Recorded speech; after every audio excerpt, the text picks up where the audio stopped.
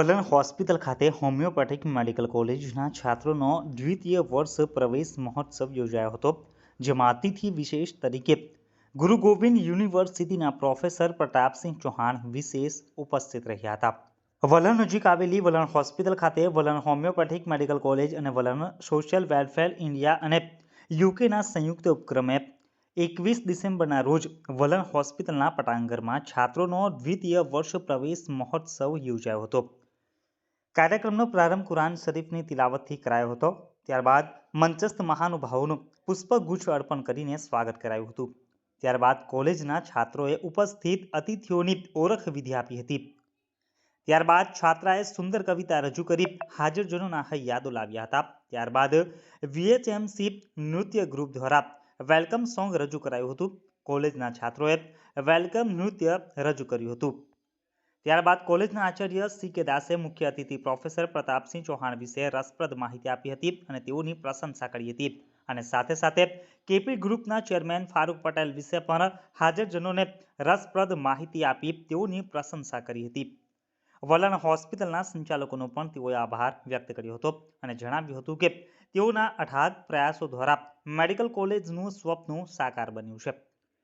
સાથે સાથે હોસ્પિટલ સંચાલકોની કામગીરીને પણ બિરદાવાઈ હતી. ત્યારબાદ KP ગ્રુપના ચેરમેન ફારૂક પટેલે પોતાના સંબોધનમાં જણાવ્યું હતું કે છાત્રો માટે સુંદર શેર રજૂ કર્યો હતો.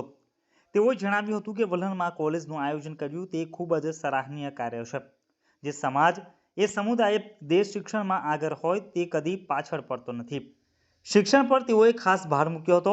ભણતર વિના કશું જ પ્રાપ્ત થઈ શકે નહીં તેમ તેઓએ જણાવ્યું હતું. વડીલોને શિક્ષણ ક્ષેત્રે વિશેષ ધ્યાન કેન્દ્રિત કરવા પણ તેઓએ આહવાન કર્યું હતું.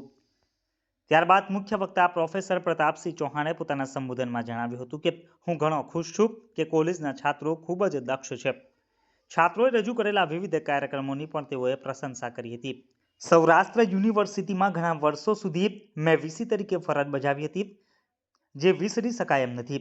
શિક્ષણ ક્ષેત્રે દેશ જે રીતે આગળ વધી રહ્યો છે તે દેશના PM નરેન્દ્ર મોદીની દેણ હોવાનું તેઓએ ઉમેર્યું હતું. સમાજ એક નહીં થાય તો વિકાસની માત્રા એટલી ઝડપથી નહીં થઈ શકે એમ તેઓએ જણાવ્યું હતું.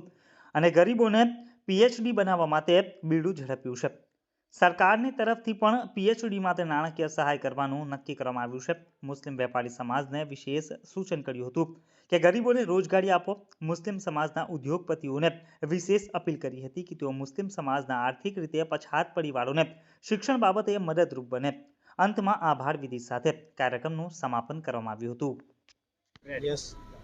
આજરોજ વલણ હોમિયોપેથ મેડિકલ કોલેજની અંદર નવા વિદ્યાર્થીઓનો પ્રવેશ ઉત્સવ હતો.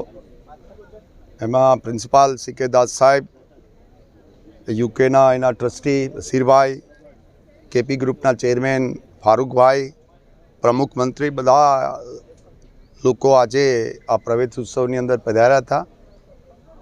બાળકોએ વલણ જે હોસ્પિટલ છે જે કામ કરી રહી છે, આજુબાજુના વિસ્તાર માટે કામ કરી રહી છે, એના આધારે એને મેડિકલ કોલેજ આપવામાં આવી છે ગોવિંદ ગુરુ યુનિવર્સિટીમાંથી.